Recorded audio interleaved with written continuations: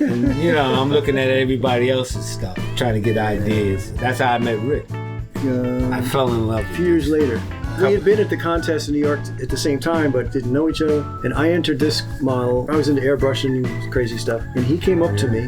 And if this was, what year was that, 78? 77. 77, all right. So I was 20. I was 27. You would have been 21. Yeah, something like that. And you said, how do you paint like that? And I said, well, I used address labels, 4x6 address labels. And I said, I draw it and I cut it out. And I airbrushed through them. And, you know. And the next year, he showed up with this killer model with his paint job. And from then on, we were competitors, you know, but we became friends. Yeah, and all these years later, we've been still friends. We've been kept in touch all these years, and it's because of model cars.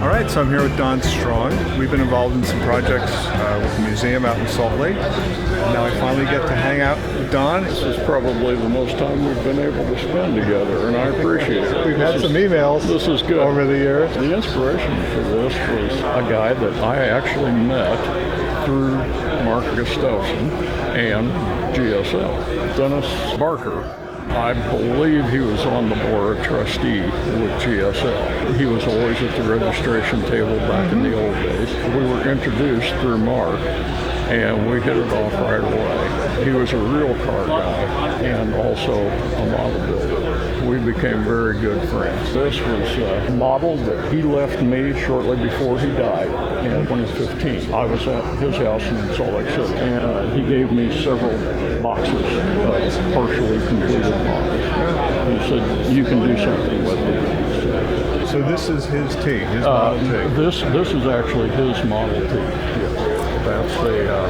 That's a replica of a real car. Back in the corner, the rusty body on the pallet.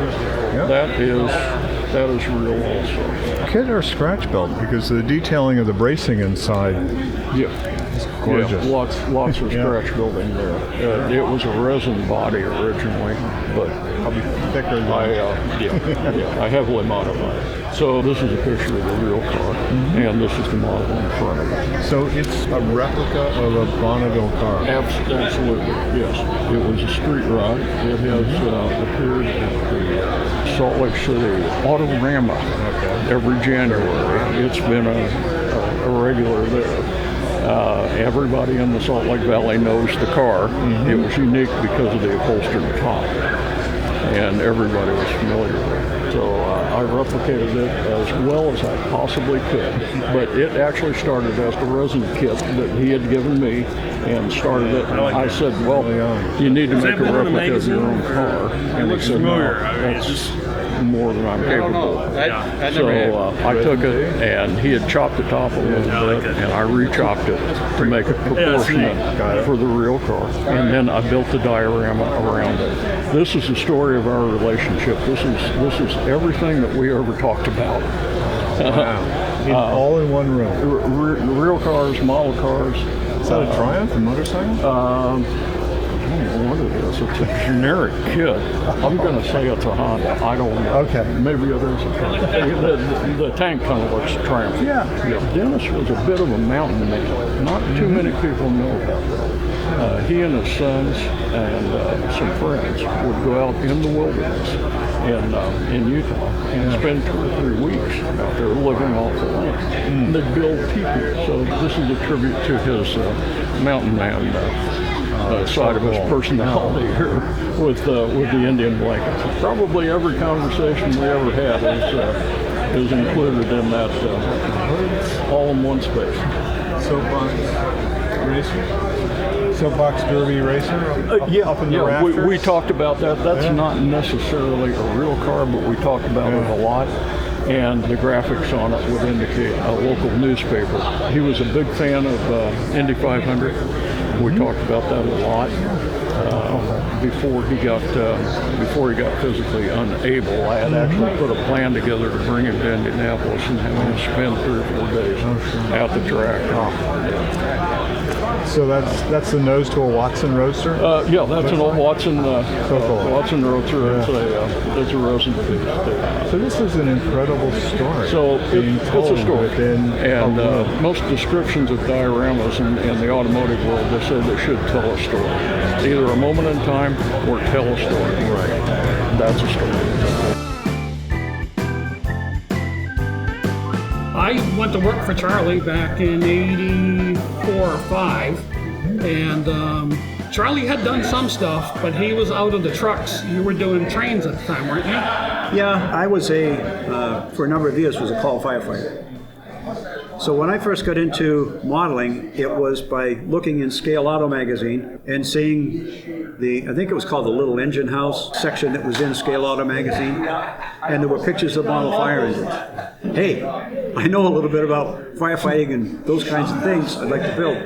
That sort of got me into it back in the 70s or so. And at that point, there were kits out there, too. Yeah, the American LaFrance kit was there. Yeah, they had done a bunch of the ALF kits. And the 1/32 scale California fire truck, that was out, but that was it. But when Jeff came to work in my office, I don't know how it actually started, whether I brought something in at one time, or we got talking about it, and Jeff says, well, I'm a model builder too. Well, it just sort of all came together. Over the years, we have pushed each other to different limits and doing different things. I like to think of it as drafting. Like in NASCAR. But in our office, we was civil engineers, and Jeff still works in a civil engineering office. Yes, it fits us both pretty well, I guess. In a 5-day week, we might have 1 or 2 show and tells in the morning, before we got to work. Before we got to work. Oh, okay. But it was good because, Then my wife would come in and say, what are you guys doing? It's time to get back to work. But it was good because we had a partition in the corner of the office, and we put things up on the wall and say, yeah, I think you could do this if that's a good idea. I'm going to try that, And Charlie's good with the brass. I've tried it. I tried soldering. I'm just not there. But I'm happy with the results I achieved regardless. But we would push each other because we would say, oh, you know what? You can actually get rollable chain. And this is the guy who does it, and this is where to get it. Both mine, Sterling, as well as his, both have the chain. It was pushing each other. It was drafting off of one another. Often competing against one another. Yeah, definitely. But Charlie and I both have kind of the mindset of we build what we build because we want to get it done, not because we're trying to beat somebody else. And that was one of the great things about the A-Team when it did come together for a few years, where we had a number of truck builders who were really truck enthusiasts and truck builders, and for the most part enjoyed each other's company. To have a relationship with Jeff the way that I've had over 30 odd years or so, more than 30 years now, and to still be able to get together to do this, what can be better? Yeah.